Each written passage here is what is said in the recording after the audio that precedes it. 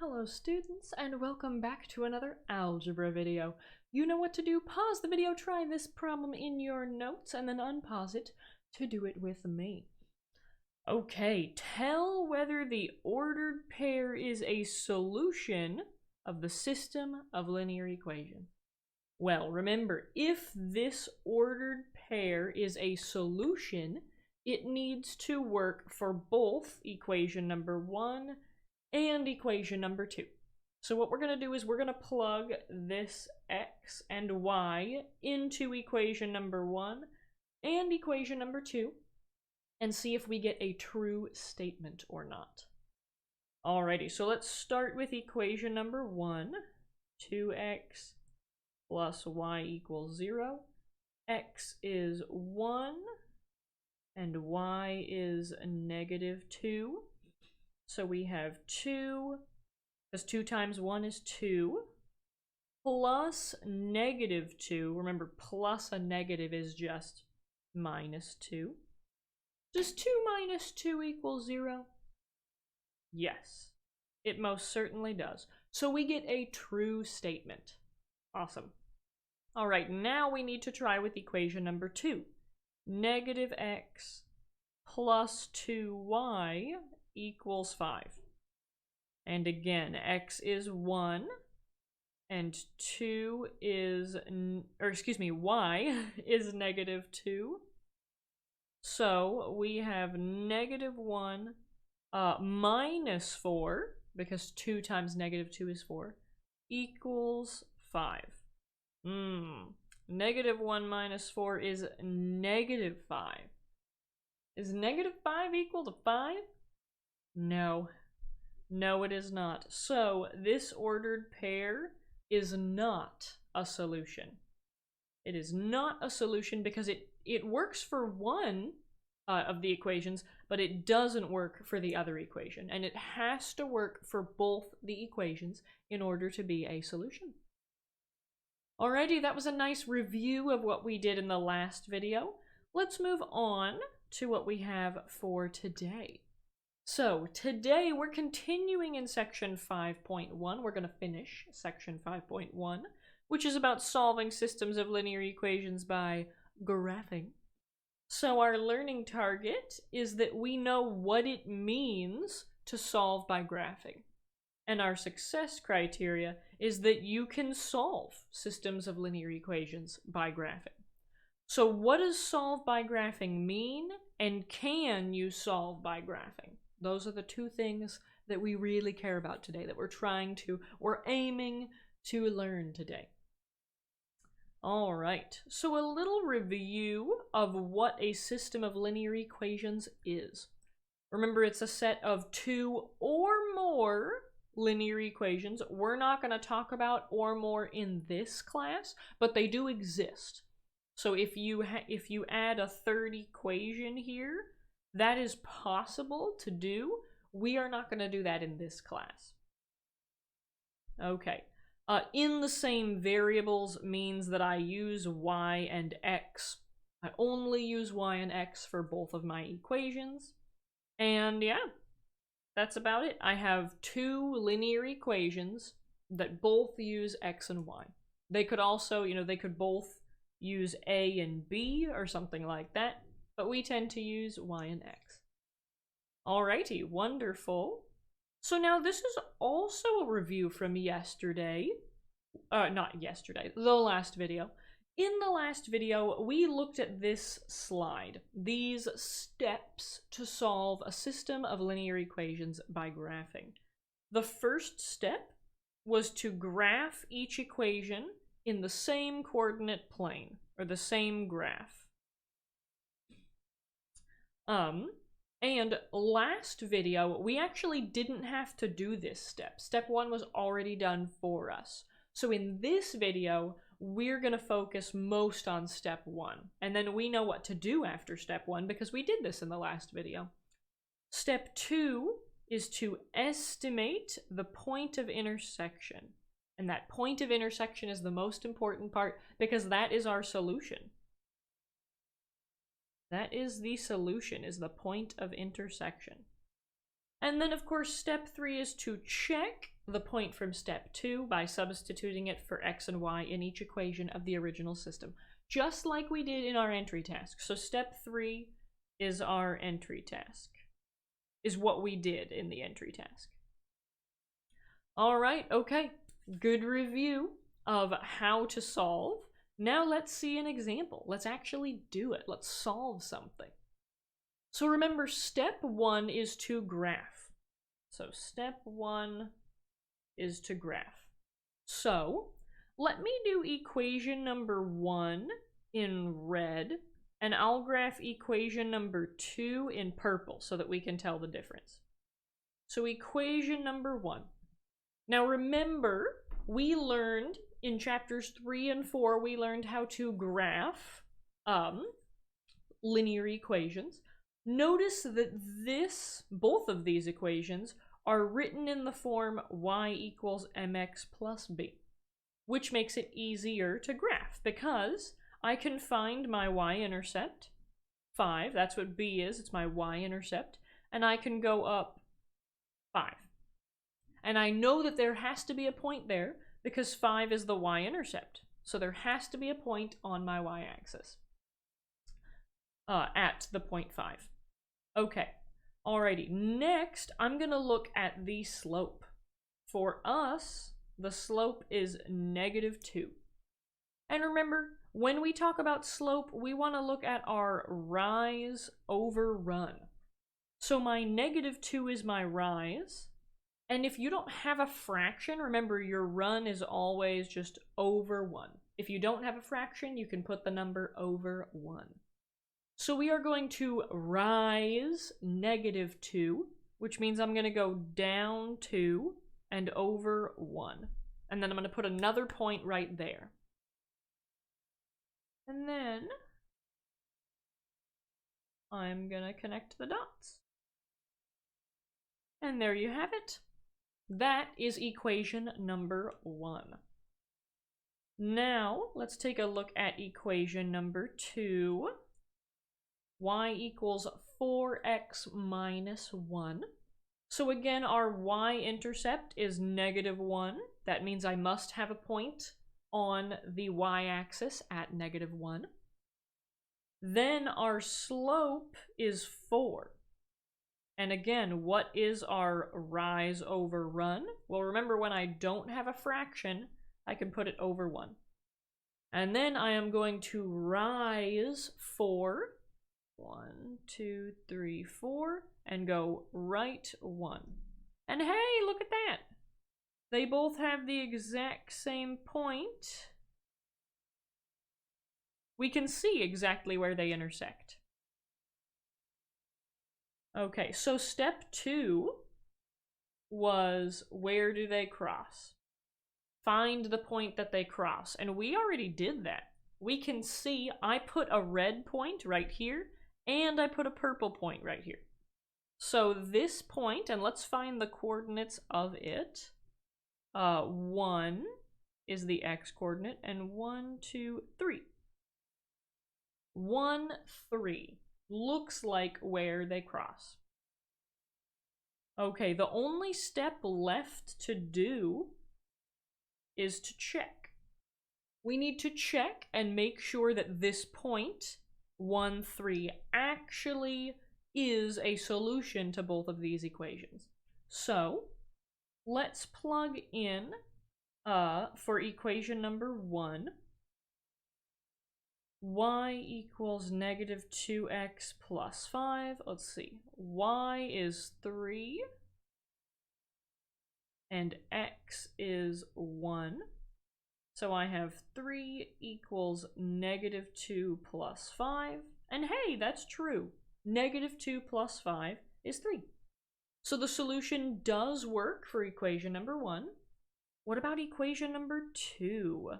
Y equals 4x minus 1. 3 equals 4 times 1 minus 1. 3 equals 4 minus 1. And yeah, 4 minus 1 is 3. Awesome. So it works for equation number 1. It works for equation number 2. And that means when we check and we get that it is a solution, it means that our estimation from step 2 was correct. So in step 2 we said, I think the 0.13 is the solution. And in step 3 we checked and made sure, yes, it is the solution. If we had gotten something not true for one of these points, then, or for one of these equations, excuse me, then we would have known, okay, we estimated wrong. This point isn't right and we need to estimate again. But we did get something that was true, so we estimated perfectly. Okay, our final answer is the 0.13. And remember, your solution to a system of linear equations will always be an ordered pair, or a point. Okay, let's check and make sure that we were right. All right, graph each equation. They did that. Estimate the point of intersection. It appears to be 1, 3. Check your point from step 2, and hey, yes, the solution is 1, 3. And that's exactly what we did. So yay. Alrighty, let's move on to our next example. Our next example is the same thing. So you'll see that it says example 2.5, so example 2.5, because we're going to do the same thing. We're going to solve a system of linear equations by graphing. But this time, I don't have these in the form y equals mx plus b. So how does this change things? So notice that these are in the form ax plus by equals c. Now, there are two different ways that we can do this. The first is we can say, I don't like ax plus by equals c, and we can just change the equations to look like y equals mx plus b. The other way that we can deal with this is we can say, hey, I remember how to graph things in standard form. I plug in 0 for x, and then I solve for y, and then I plug in 0 for y, and I solve for x. And I get my x-intercept, and I get my y-intercept, and I connect the dots, and there's my line. So which way are you most comfortable with? What way to graph these equations are you most comfortable with? Do you prefer to graph ax plus by equals c? Do you like finding intercepts? Or are you like, nah, no intercepts for me, no thanks. I would much rather just see, oh boom, y-intercept. Oh boom, there's my slope, and find my points that way. Personally, I like y equals mx plus b best. I don't know if it's because I have the most experience with it. I don't know if it's easier for me. I'm not exactly sure why, but y equals mx plus b is my favorite. So I am going to use y equals mx plus b, but know that if you wanted to find the x and y intercepts and graph them that way, you would not be wrong either. You can totally do it that way. Alrighty. So what we're going to do is normally step 1 is graph. Normally step 1 is to graph these equations. Before I can graph these equations, I want them in the form y equals mx plus b.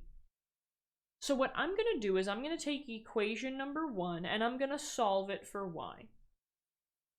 2x plus 4y equals 10. I'm going to solve this for y. So I'm going to subtract 2x on both sides. 4y equals negative 2x plus 10. Divide by 4 on both sides. And I get that y is equal to negative 2/4 x. Oh hey, 2/4 is 1/2. So negative 1/2 x plus, what's 10 divided by 4? Let's see. 2.5. 2.5, or you could say 2 1/2. Whatever is most comfortable for you. But there we go. So equation number 1, we could write it this way, or we could write it y equals negative 1/2 x plus 2.5. That's another way to write equation number 1.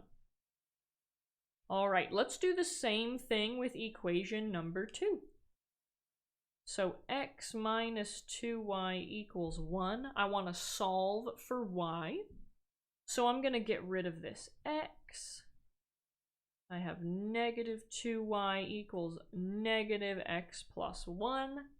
And I'll divide by negative 2 on both sides. So let's see, negative 1 over negative 2x. Hey, the negatives cancel out there, and I just have positive 1/2 x plus 1 over negative 2. Oh, okay, so that's minus 1/2. Okay, and there we go. So our equation for equation number 2 is y equals 1/2 x minus 1/2. Okay, so let me erase. I'm gonna give you a minute. You can pause the video and finish copying this down if you need to. But I'm gonna erase this work so that we have more space to think about these equations and to play with these equations. All right. So let's look at equation number 1, and let's do this in red. Y equals negative 1/2 x plus 2.5. Okay, so remember the 2.5 is my y-intercept. So I'm going to go to 2.5. Then, remember that my slope, rise over run, is negative 1 over 2. Now it doesn't matter if you put the negative with the rise or if you put the negative with the run. The important thing is you cannot put a negative with both. Because remember, a negative and a negative make a positive, and we need this to stay negative. So let's put the negative with our rise. That's easier for me, because I know how to rise negative 1. It means I'm going to go down 1. So I'm not going to go down to 1, I'm just going to go down to 1.5. And then I'm going to run 2. So there are my 2 points. And I'm going to connect them with a line.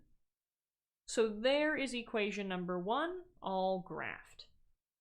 Okay, let's do equation number 2 in purple again, because purple's nice. And we're looking at y equals 1/2 x minus 1/2.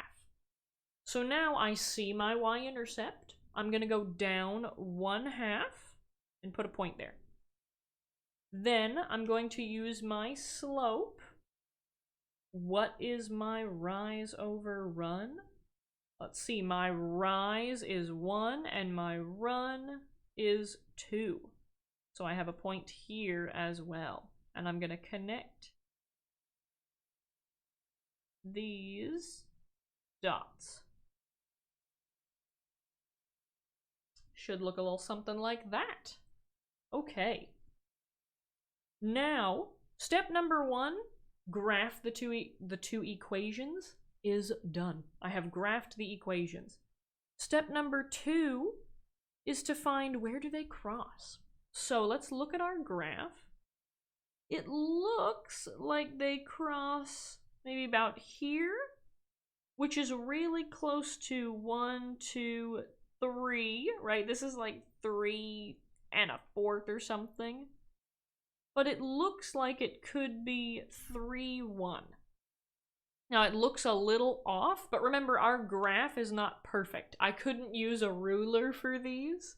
I suppose I could have tried to put a ruler on my Chromebook. But it's hard to use a ruler digitally. So it looks like 3, 1, like it's really close to 3, 1. So let's check the point 3, 1 and see. That's going to be our estimation. And remember, step 3 is to check and see if we're right. Now, when we check, we can check this point using our y equals mx plus b equations, or we can check using our original equations. It doesn't matter. They're the same equations. Some of them are just in a different form, right? These are just in y equals mx plus b form, but they're the same equations. Personally, I think that it is easiest to check them in the original equations because I don't have any fractions. No fractions in my original equations. So let's do that. We're going to look at equation number 1, which is 2x plus 4y equals 10. And let's see. X is 3 plus 4 times y is 1. 2 times 3 is 6, plus 4 times 1 is 4. Does 6 plus 4 equal 10? Yes. Yes, it does. So, okay, it's looking like 3, 1 is correct so far. We need to make sure that it also works in equation number 2. So, equation number 2 is x minus 2y equals 1. So we have 3 minus 2 times 1 equals 1. That's 3 minus 2 times 1 is 2. Is 3 minus 2 equal to 1? Ah, yes it is. And 1 equals 1. Okay, perfect. So, our point 3, 1 was indeed correct. Typically, your solutions will be like a nice point. Like how ours looks a little bit off. It looks like 3.251 or something. Typically, they won't do that to you on your homework. They'll make it a nice point with even or with whole numbers. Alrighty, awesome. So there, the only difference between example 2 and example 2.5 was we had to solve to make them easier to graph. That was the only difference. Alrighty, that is all I have for you today. Remember your steps. 1 is to graph, 2 is to estimate where they cross, and step 3 is to check. That's how to solve by graphing, and that's the main takeaway from this video. So, now you know what time it is. It is time to rate yourself on a scale of 1 to 3, where 1 is I don't know anything that happened in this video, 2 is I'm getting there, I'm not sure yet, and 3 is oh yeah, I totally get this. So on a scale of 1 to 3, how do you feel about our learning target and success criteria? Do you know what it means to solve by graphing? Do you know how to solve by graphing? How do you feel about our learning target and success criteria? And if you're a 1, ask for help. If you're a 2, do the homework. Well, you know, do the homework regardless, but if you're a 1, you might need help on the homework. And if you are a 3, teach your parents about your homework, help a friend with their homework, something like that. Alrighty. Of course, here are some practice problems that you can do to practice the skills that you have learned in this video. I'll say see example 2 and example 2.5, because some of these, they're not in y equals mx plus b form. So some of these questions, like the last 4, you'll actually need to use example 2.5 on these. Alrighty. And of course, as always, let's end our video with a launch, shall we? Today's launch comes from Steve Harvey, the Family Feud dude. And he says, you are never too old to reinvent yourself. I would also change this to say you're never too young to reinvent yourself. You're never too anything to reinvent yourself. You can always reinvent yourself. And now you might be thinking, but Mrs. Dodge, you always tell me to be myself. You always tell me that I'm great the way that I am. Why would I want to reinvent myself? And that's a very good distinction to make, because when we say reinvent yourself, we're not talking about changing who you are at your core. Who you are at your core is a very, very special thing that is unique to you, and you don't want to change that. But when we talk about reinventing yourself, maybe you want to exercise more. Or maybe you want to be more kind to others. Maybe you want to write a book one day. Maybe you want something out of life. You want to be on Broadway. You want to be a TikTok star. I don't know. It is never too old to reinvent yourself, to take the dreams that you had but you've kind of forgotten about, or these dreams that are still tucked away inside of you. It's never too late. You're never too old. You're never too young to start working on the things that you really want. Whether that's to be really swole, or to write a book, or, you know, to be a famous soccer player. Whatever it is, you're never too old to go after that dream and to reinvent yourself in the way that maybe other people see you, or in the way that you see yourself. Don't change yourself at the core, but go after the things that you really care about and the things that you want. Never too old or too young to do that. So, that is my launch for you today. Take it with you as you go throughout your day. Have a wonderful rest of your day, and thanks for being here. Thanks for watching. Bye!